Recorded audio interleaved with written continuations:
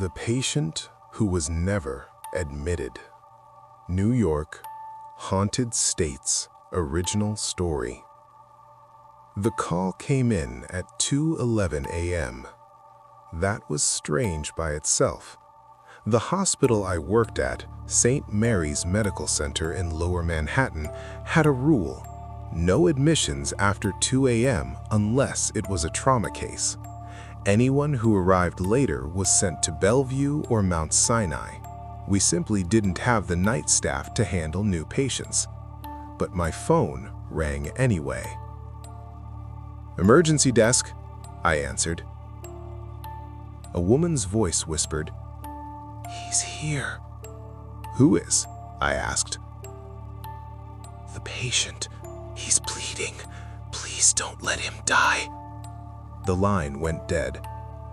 I was the night admissions clerk. No nurse, no doctor, just the guy who typed names into a computer and printed wristbands. I leaned back in my chair, staring at the darkened hallway outside my booth. The waiting room was empty. It had been for hours. Rain streaked down the tall glass windows, blurring the city lights into long glowing veins. I checked the call log. No incoming calls. But I could still hear the woman's voice in my head. "He's here." A moment later, the front doors slid open, and a man walked in. He was tall, pale, and soaked in rain. A dark red stain spread across the left side of his chest.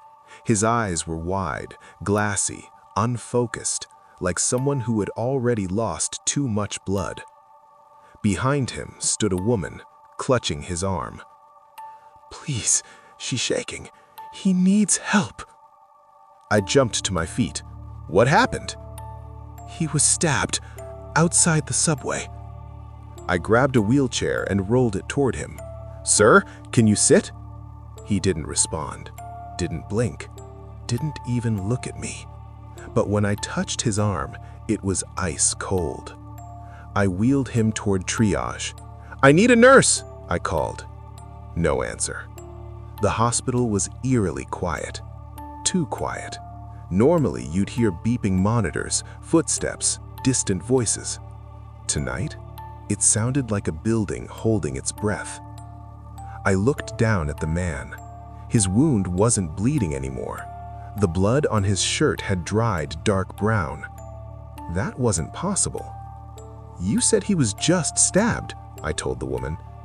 "He was," she said, "a long time ago." We reached the triage desk.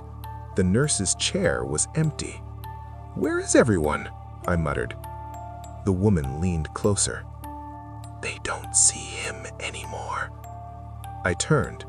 "What?" "No one admits him," she said. "Not anymore." I brought the man back to my desk. "What's his name?" I asked. The woman hesitated. "Daniel Mercer." I typed it into the system. Nothing came up. "No record," I said. "Date of birth?" "August 14th, 1989. I entered it. "Error. Patient deceased." I stared at the screen. "What does that mean?" I whispered. The woman didn't answer. I pulled up the record. Daniel Mercer. Cause of death: exsanguination from stab wounds. Date: September 3rd, 2014. Location: St. Mary's Medical Center. My hospital. My hands began to shake. "That's impossible," I said. "You died here." The man finally looked at me. His eyes were hollow. "They never treated me," he said. His voice sounded like air leaking from a grave. "They said I wasn't in the system." The lights flickered. The woman started crying. "He came in bleeding," she said. "They told him to wait. He collapsed right here." She pointed at the tile floor in front of my desk. "They stepped over him," she whispered. "They were too busy." I backed away. "You're ghosts." Daniel shook his head. "No, we're records." "What?" "Every patient is just data now. If you don't exist in the system, you don't exist at all." The computer began to glitch. Error, error, admission required. Daniel stood up. His wound reopened, blood dripping silently on the floor. "Admit me," he said. "Please." "If I do," I swallowed, "you're dead. I can't." "If you don't," he said, "I stay here forever." The woman's face began to blur, like bad video quality.